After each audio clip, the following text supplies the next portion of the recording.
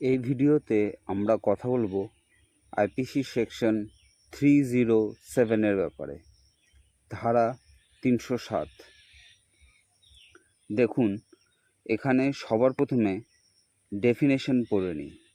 Attempt to murder, কাউকে প্রাণে মেরে ফেলার চেষ্টা করা। যদি কেউ কারো উপরে জেনে বুঝে এমন হামলা করে এবং সামনের ব্যক্তি মারা যায়, কাউকে মেরে ফেলার চেষ্টা করে, যদি ব্যক্তিটি মারা যায় তখন ধারা 302 লাগু হয়।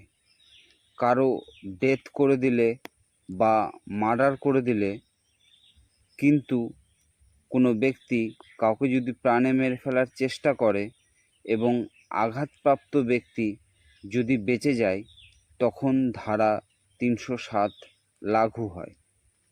এমন হামলা যেখানে ব্যক্তির প্রাণ যেতে পারত কিন্তু বেঁচে গেল, তখন ধারা 307 আইপিসি সেকশন লাগু হয়।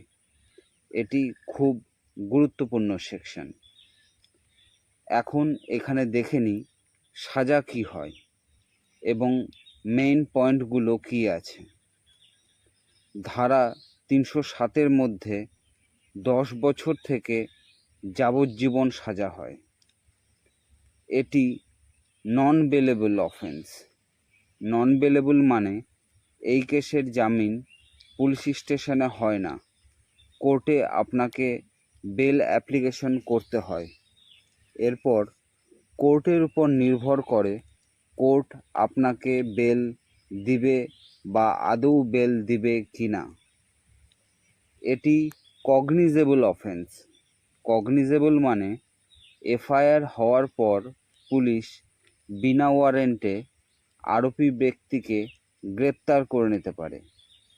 যেটি নন কগনিজেবল, সেখানে ওয়ারেন্টের প্রয়োজন হয়, কিন্তু এটি কগনিজেবল, এখানে ওয়ারেন্ট ছাড়াই পুলিশ গ্রেপ্তার করে নেবে।